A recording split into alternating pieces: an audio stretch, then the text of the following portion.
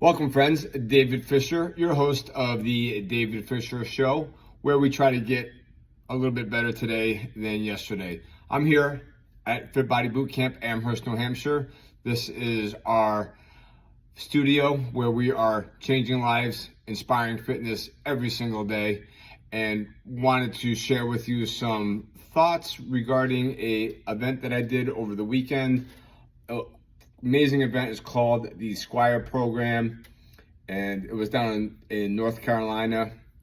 The founding of this Squire Program, well, it goes back quite a long ways. If you think back, the word Squire was a pathway for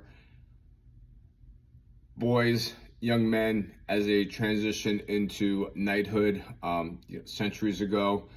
That rite of passage, or that kind of transformation from going as a boy into a adult, is somewhat lost here in the United States. Lots of civilizations have practiced this throughout history, and this is not about giving somebody a knife and saying, we'll see you in a week, and seeing if somebody can survive. I mean, that certainly has been part of other civilizations. There are lots of different rites of passages out there. So in a more modern day sense, and this was actually inspired by I'm just going to check my notes here, make sure I have the correct author. Yeah, Robert Lewis wrote a book, Raising a Modern Day Knight. And it really talks about the hero's journey, what it is to have a vision, a code of conduct, a purpose in life. And that concept has been brought into a more practical way of having that rite of passage. And again, Bedros Keuilian, the founder here at Fit Body Boot Camp, really saw a need, even for his own son, to have that ceremony, that exchanging of ideas, that moving from that early teenage years into an adult. I think a lot of times, I remember being a kid thinking, okay, once I turn 18, I'm legally an adult. But as some of that really, at least for me and my story, was not exactly a clear defining moment as to, okay, now all of a sudden I have, a certain maturity, or, I know how to act, or I can conduct myself as an adult just because I'm 18 and legally able to vote. There's really a big disconnect. So what Bedros had done with his son was create this setting. He had brought in some friends of his, entrepreneurs, successful business owners, some special operations, former military, and really shared with his son this experience of, what was their definition, what was their experience, what were some of their cautionary tales, and created that kind of rite of passage. And what has kind of evolved from that is this, it's a one-day event, it's 15 hours. It is really trying to help solidify that bond between father and son.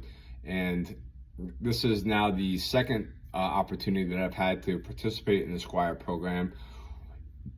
Had done it with a couple of Project Brothers about a year and a half ago in Maine, and it was really just an incredible experience. And this was really, even though it was a different group of guys, although my close friend and brother Matt was there as well this time as well back in May, the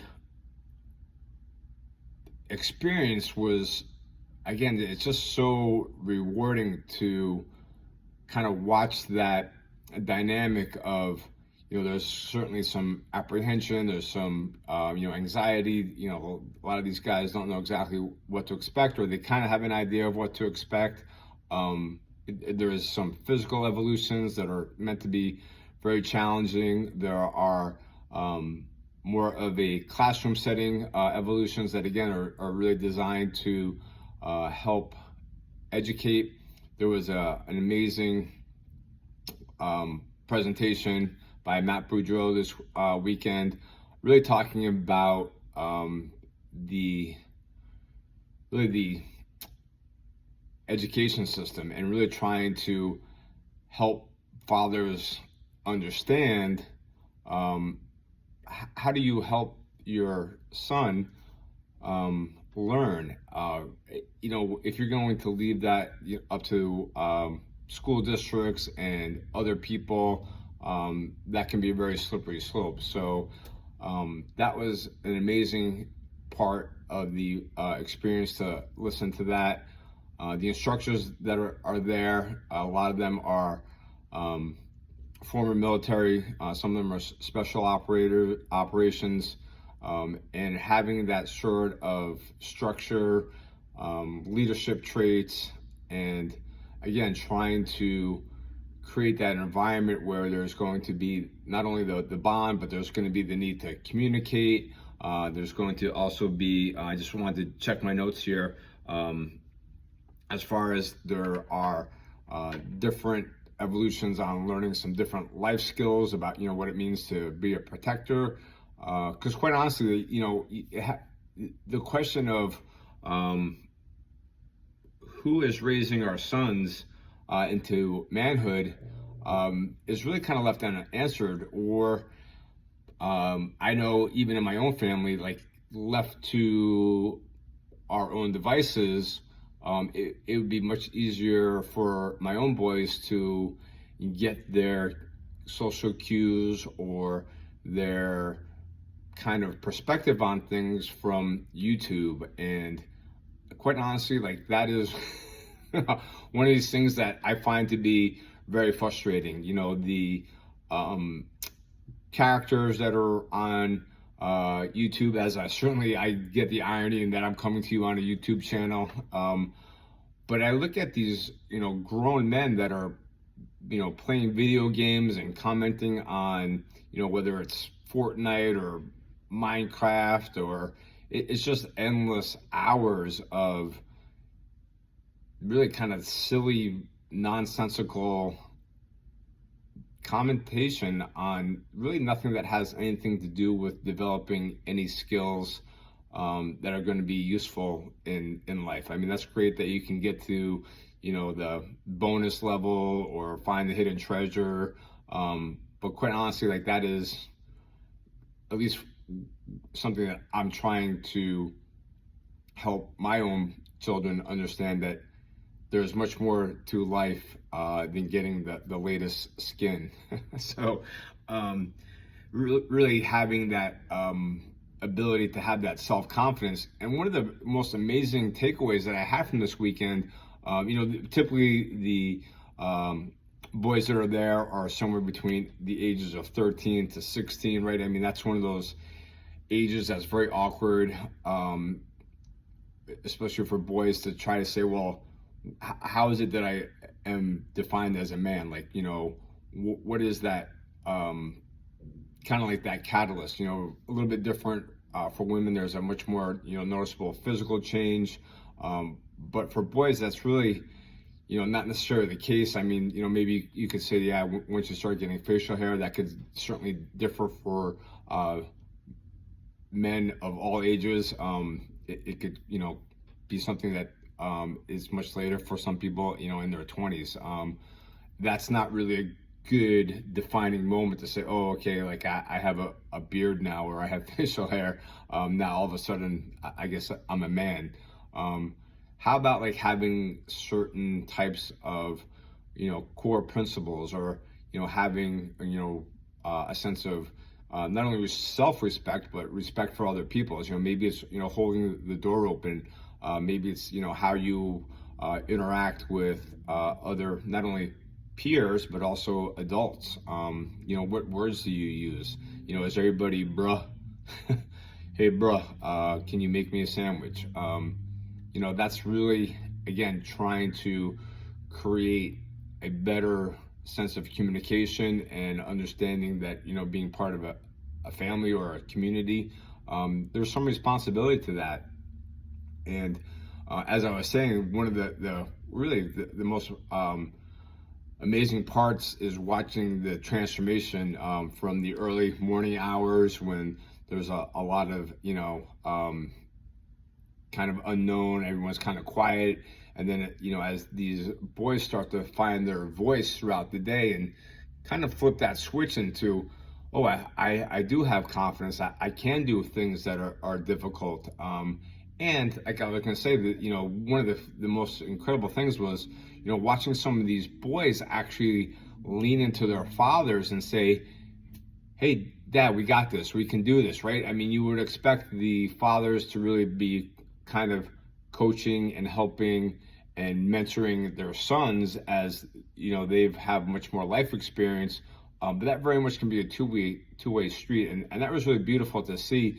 One of the young men that was there, 10 years old, and oh my gosh, huge heart, just really giving it his all. These are the difference between a 10-year-old and a 15-year-old, pretty significant. And, there was no quit. He was going to get after it to the best of his ability, and really try to, do his very best. And super proud of all the participants and dads alike that really had to get outside of their comfort zones. For a lot of us dads, right, there's that silly saying like a dad bod, right? I mean, that apple doesn't really fall far from the tree. Quite often there's a very close, resemblance as far as, that father or son physical presence, right? That was certainly true in North Carolina. There were some men that, definitely took fitness as a priority in their life, and you can really see that even in their young sons that they were bringing to the Squire Program.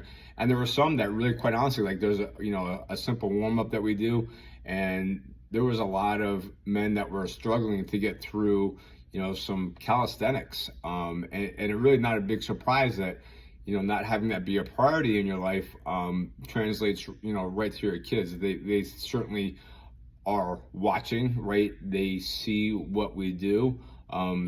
It's been a big part of my own story and transformation too, realizing that, hey, wait a second, I can't just tell my kids, to make healthy choices when it comes to nutrition or exercise. Like, I need to lead by example. I need to be able to, show them how that's done, the way that I interact with their mom. Like, that is how I'm trying to educate them as to this is the way that, you treat a woman that you love and someone that, is very deserving of our utmost respect. It's not through using the words like dude man or bruh or hey you, right? There's a certain amount of consciousness that needs to take place, or an awareness of, oh, wait a second. Yeah, there's probably nobody in the world that's ever going to love us more than our moms. And I know that that's necessarily not true for everybody. But for most of us that are blessed enough to have moms in our lives, that's certainly, at least for me, a true statement, even though my mom was in my life for a very short period of time, 18 years old when she passed away. Again, it's so hard to believe that at this point in my life, I've already, outlived her. But those years that we had together were certainly formative and, helped me realize that very few women, probably with the exception of my wife, is going to care more about me than she does. So really trying to create those boundaries and that mindset of, yes, this is, almost like that chivalry, right? Like, we're going to put our cape down, so that, our women in our lives are not getting their feet wet, right? I mean, that's something we certainly don't see in terms of, walking down the sidewalk, I'm going to be on the traffic side. My queen is going to be, hopefully safe on the inside. Or, if that's not the case, somebody's going to have to, get through me in order to get to her. And that will not be an easy day for one of them. So those types of things sometimes are lost. And really this whole Squire program is designed to help create, again, those self-confidence, really trying to help overcome some of the obstacles that we go through during the day. It's a long day, and there's a ceremony at the end, which is just such a powerful thing to see, that bond even grow stronger, right? I talk about it all the time, creating those memories. What does that look like? It doesn't just happen, once you're going on, a vacation. And quite honestly, some of those memories, at least for some of the memories I have as a kid, like those trips to Walt Disney World in the middle of the summer were absolutely horrendous. Like, I mean, I'm very fortunate, very lucky to have the time to be spending in Florida with my family, but it was not a good experience. It was, we got to get to this ride, we got to do this, 95 degrees outside, sweating. There's pictures, of just this look on my face, like, oh my gosh, like, I just want to enjoy myself. I just want to, go on the Pirates of the Caribbean and, cool down a little bit, or, not have to rush across the park to, get to some show or something like that, and, try to take in the entire park like in 5 hours. Not a fun time, right? But that's really, we want to try to get as much in for our kids and, create these amazing experiences. And a lot of times the effort comes from a good place, but the actual execution of it is sometimes a little bit misguided. And, I've certainly, fallen to prey to myself in, hey, like, here's what we got going on. Like, we're out the door at 8 a.m.